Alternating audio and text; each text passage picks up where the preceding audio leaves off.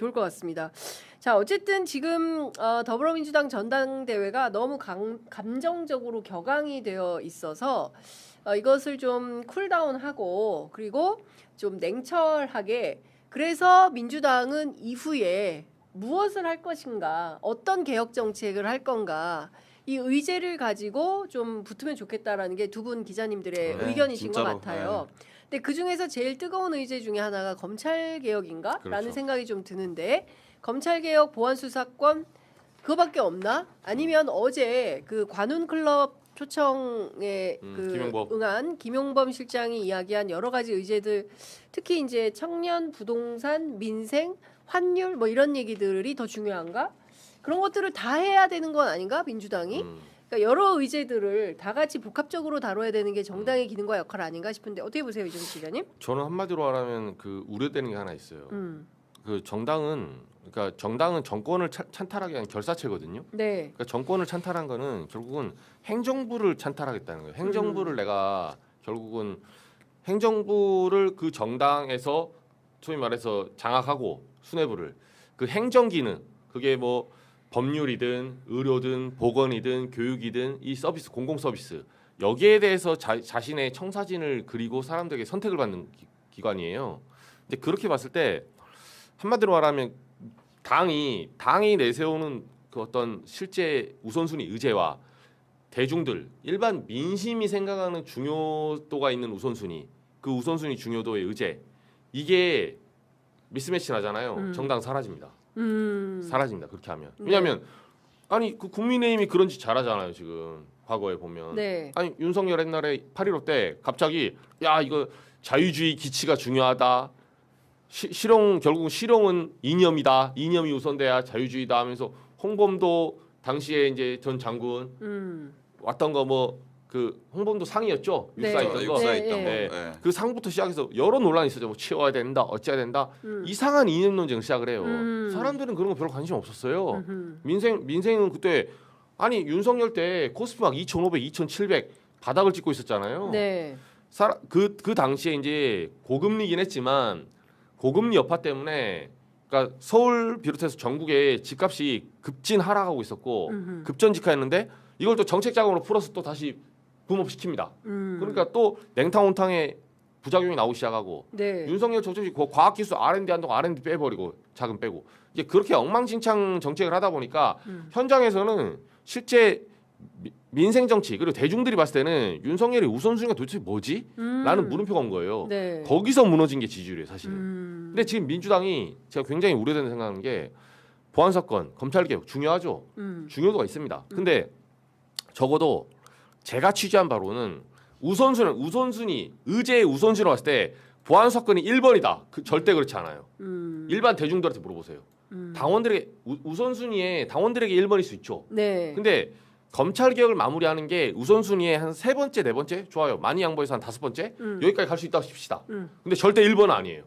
길 가는 사람 자꾸 아무나 물어봐요. 네. 오히려 1번은 전월세 폭등, 전월세 지급 문제나 기금 문제 그러니까. 내지는 지금 코스피 9천 시대가 가져온 어떤 명암이 있죠.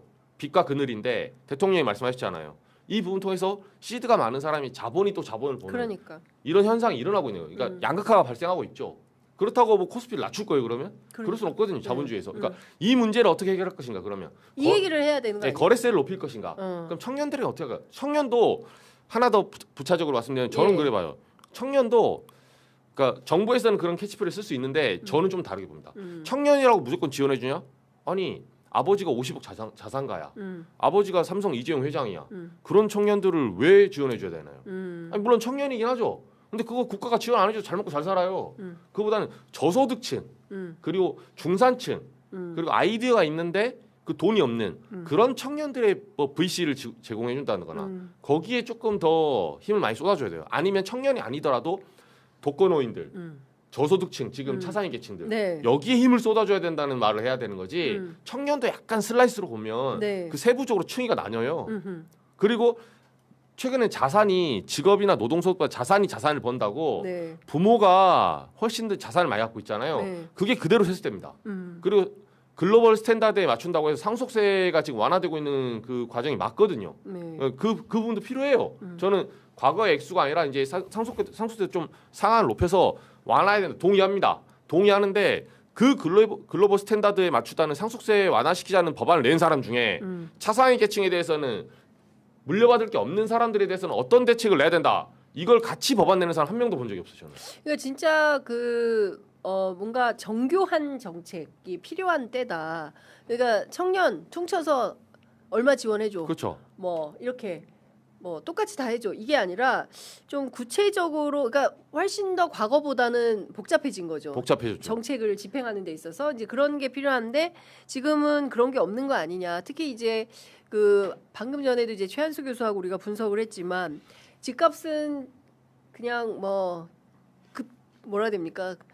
계속 치솟고 천정부지로 오르고 그 전월세도 마찬가지고 그리고 거래도 많지 않아서 이거를 어떻게 해법을 낼지 그야말로 뭐 닥치고 공급 이렇게 말씀하셨는데 지금 당장 들어가도 한 몇 년 걸리는 거 아니겠어요? 그러니까 이런 측면에서 보면 해야 될 정책 과제 이게 사실은 다 개혁 과제거든요. 그렇죠. 예, 개혁 과제를 정부가 다 힘으로 안 되니 당이 또 밀어주고 뭐 이렇게 해야 되는 측면 그래야 개혁을 밀어갈 수 있는데 그게 아니라 자기들끼리 계속 싸우니까 의제가 없고 계속 겉도는 이런 상황이 되는 것 같습니다. 그러니까 보안소관 가지고 우리 알지만 간담회 법사위에 몇 번 했냐고요. 올해 3월에 마지막에 통과되기 직전에 김용민 의원하고 몇몇 분들 했죠. 말해가지고 또 갈아엎었잖아요. 근데 저는 그 당시가 제일 어처구니 없었어요. 그때 편의점 나와서 얘기했는데 제가 한번 아니 이게 작년부터 생각하면 진짜 열 수십 번 회의를 했다니까요. 할 만큼 했어요. 쟁점 네. 다 나왔고. 네. 그러면 둘 중에 하나예요. 그때 말씀드렸잖아요.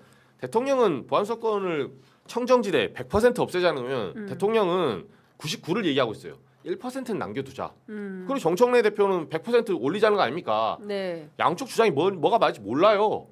미래는 모르는 거니까.